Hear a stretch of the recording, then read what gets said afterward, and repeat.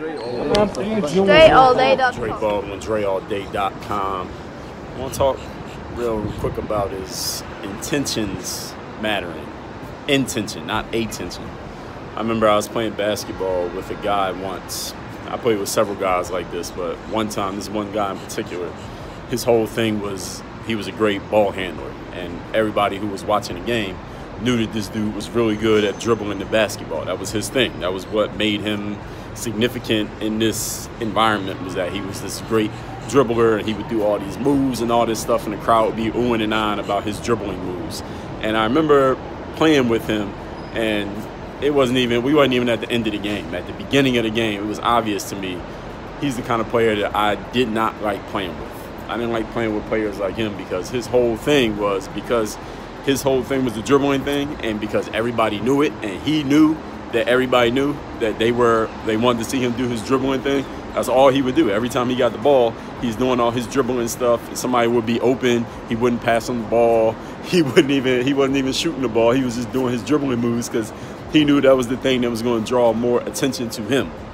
And me as a ball player, my thing was always the objective of the game is to win. I've talked about this in my videos. The main objective of playing the game is to win the game. So whatever it takes to win the game, whether that means I need to score a bunch of points, whether it means I'm not going to get the ball at all and I got to be a role player playing off the ball, whether that means locking somebody down on D who's been scoring a lot of points, whether it means playing out of position, whatever I had to do to help the team win, that's what I was doing. And my actions showed in that.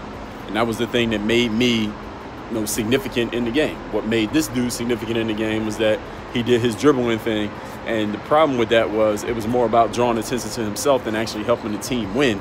And for me, I believe that my objective of wanting the team to win was more important than his objective of wanting to get his highlight, I guess, if you want to call it that, his Instagram, but his dribbling stuff.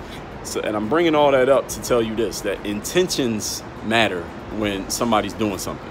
Because even if this dude had done all his dribbling, let's say he did all that dribbling, scored 25 points, and we won the game, somebody might say, well, look, Dre, the results was we won the game. He had 25 points. It's good. Don't worry about it. Don't complain about it. But I disagree with that. I believe that when someone has an intention that is not aligned with what the overall group's intention is, that person needs to be removed because they can become a cancer in a very short period of time.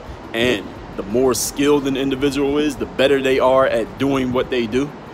That means the more dangerous they are to the group. So if a person has an intention that's not aligned with the overall group's intention, even if it works out and produces a positive result in the short term, that still doesn't mean that it's okay. That doesn't mean that we should just overlook it and say, well, all's well that ends well because it produced a result. No.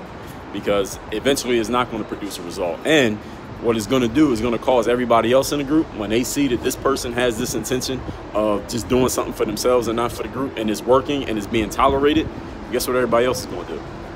They're going to start doing the exact same thing. And before you know it, you have a whole culture, you have a whole environment of people whose goals are not aligned with the overall groups, because they see when one person whose goals are not aligned, they do something and it's kind of succeeds and nobody says anything, it's tolerated, it's accepted, then everybody else is going to say, okay, well, I'm going to do the same thing. Obviously, this is what's okay here. This is what's tolerated here. I'm going to do it too.